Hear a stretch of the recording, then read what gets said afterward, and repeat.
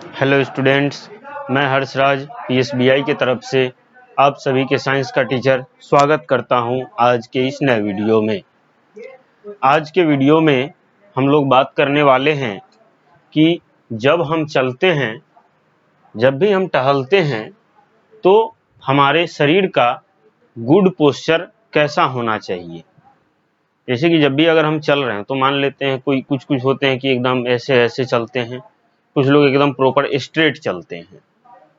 तो आप देखते होंगे कि जो लोग स्ट्रेट चलते हैं वे लोग ज़्यादा स्मार्ट दिखते हैं, ज़्यादा कॉन्फिडेंट दिखते हैं, ज़्यादा फिट दिखते हैं, क्योंकि वो गुड पोस्चर में चलते हैं। और जब भी हम गुड पोस्चर में चलते हैं तो हमारा शरीर जो है वो अच्छे तरीके से ग्रो करता है। तो चलिए बाकी हम लोग डिटेल में अभी जानते हैं कि जब भी हम चलें तो हमारा चलने का गुड पोस्चर कैसा होना चाहिए।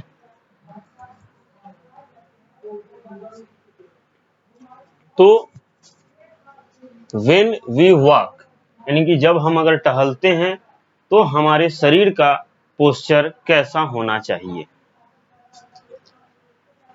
We should walk with our chest out properly.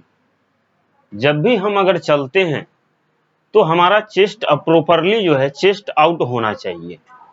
ठीक है, चेस्ट आउट कहने का सेंस कि एकदम स्ट्रेट चलना चाहिए, ना ही ज्यादा एकदम स्ट्रेट ऐसे होके, ना ही ज्यादा ऐसे होके। प्रॉपर चेस्ट आउट होना चाहिए, नॉर्मल एक कॉन्फिडेंट फील आना चाहिए और तब हमें चलना चाहिए। ठीक है, इससे प्रॉपरली चेस्ट आउट करके चलने से फायदा क्या है कि हमारा बैकबोन स्ट्रेट रहता है और हमारा जो बोन्स है वो प्रॉपर अच्छे तरीके से ग्रो करता है। अगर हम बैड पोस्चर्स में चलते हैं तो हमारा शरीर का जो मसल्स है, जो बोन्स हैं, वो प्रॉपर ग्रो नहीं कर पाएंगे। आई बात समझ में? We should hold our head upright. और जब भी चल रहे हो तो हमारा हेड जो है प्रॉपर अपराइट होना चाहिए, ऊपर की तरफ होना चाहिए। अब जैसे मान लेते एक चीज तो हम फॉलो कर लिए कि चेस्ट आउट होना चाहिए प्रॉपर, और ऐसे चल रहे हैं तो अजीब टाइप का फिर अजीब लगता है, ये बैड पोस्चर है, लोग आपको गलत जज करेंगे या फिर आपके अंदर भी जो है वो निगेटिव थॉट्स आने लगेंगे। इसलिए हमें प्रॉपर अपराइट होके चलना है और कॉन्फिडेंट होके चलना है। ठीक है, we should swing our arms freely while walking. और चलते समय सबसे बड़ी चीज ये है कि जब हम चलते हैं तो हमारा हाथ ऑटोमेटिक हिलता है, स्विंग करता है, ऐसे ऐसे आगे पीछे होता है। तो ये हमें बिल्कुल फ्रीली रिलैक्स होके इसको फ्री छोड़ना है, ये अपने आप प्रॉपर स्विंग करने लगेगी।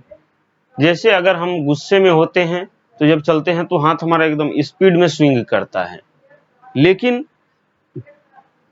जब हम नॉर्मल चल रहे हो तो हमारा हाथ स्ट्रेट नहीं होना चाहिए, पूरा स्ट्रिक्ट नहीं होना चाहिए, फ्रीली जो है फ्रीली ही मूव करना चाहिए। ठीक है,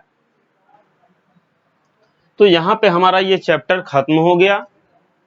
अब हम लोग फैक्ट्स टू नो देख लेते हैं, कुछ फैक्ट्स वगैरह देख लेते हैं, अपने शरीर से जुड़े हुए कुछ इंटरेस्टिंग फैक्ट्स देख लेते हैं, फिर हम लोग आगे बढ़ते हैं। Muscles become strong if you use them regularly. आपके शरीर का जो मसल्स है वो स्ट्रॉन्ग होगा तभी होगा जब आप अपने शरीर के मसल्स को रेगुलरली यूज करेंगे। आप लोग देखते होंगे कि जो लोग जिम जाते हैं, जो लोग वर्कआउट करते हैं, उनका मसल्स जो है बहुत ज़्यादा स्ट्रॉन्ग होता है, बहुत ज़्यादा मजबूत होता है। तो यहाँ पे यही कहता है कि हम लोग जितना ज़्यादा वर्कआउट करेंगे, जितना ज़्यादा मेहनत करेंगे, उतना ज़्यादा मसल्स हमारा स्ट्रॉन्ग होगा। आई बात समझ में? Skin form a protective layer above the bones and muscles. हमारे शरीर का जो स्किन है, जो चमड़ी है हमारे शरीर की, वो एक प्रोटेक्टिव लेयर बनाती है किसके ऊपर बनाती है?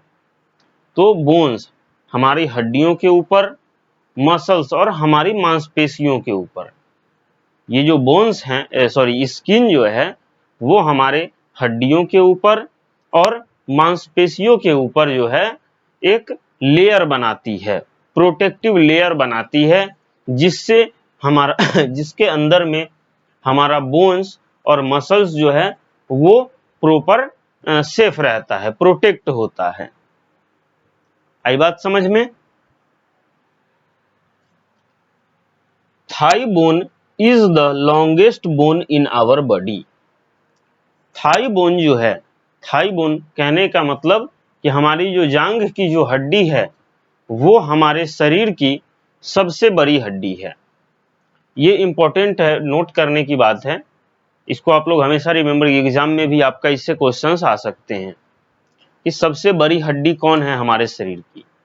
तो आप लोग हमेशा याद रखिएगा, थाई बोन जो है वो हमारे शरीर का सबसे सबसे लॉन्गेस्ट बोन है, सबसे लंबा बोन है, सबसे लंबी हड्डी है। ठीक है। The smallest bone of our body is in the ear. और हमारे शरीर की सबसे स्मॉलेस्ट बोन, सबसे छोटा बोन जो है वो हमारे शरीर का कान है। कान के अंदर में ही हमारे शरीर का सबसे छोटा बोन है, सबसे छोटी हड्डी हमारे शरीर के कान के अंदर में है। क्लियर है यहां तक? अब हम लोग आगे बढ़ते हैं।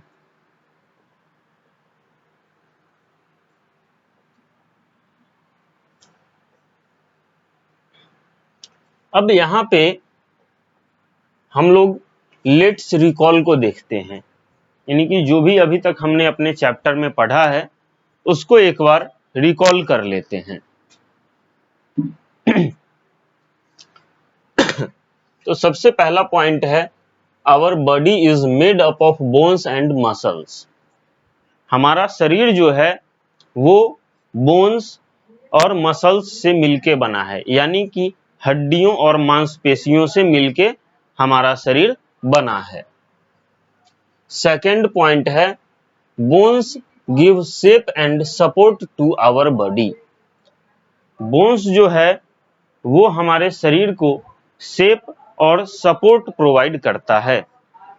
बोन्स जो है, हड्डियां जो है वो हमारे शरीर को सपोर्ट, शेप और सपोर्ट प्रोवाइड करता है। आई बात समझ में? Third number, bones and muscles are responsible for the various movements of our body. हमारे शरीर में जितनी भी मूवमेंट्स होती हैं उन सभी के लिए हमारे शरीर के बोन्स और मसल्स रिस्पॉन्सिबल हैं। हमारे शरीर में जितने भी मूवमेंट्स होते हैं उन सभी के लिए हमारे शरीर के बोन्स और मसल्स रिस्पॉन्सिबल हैं। क्लियर है?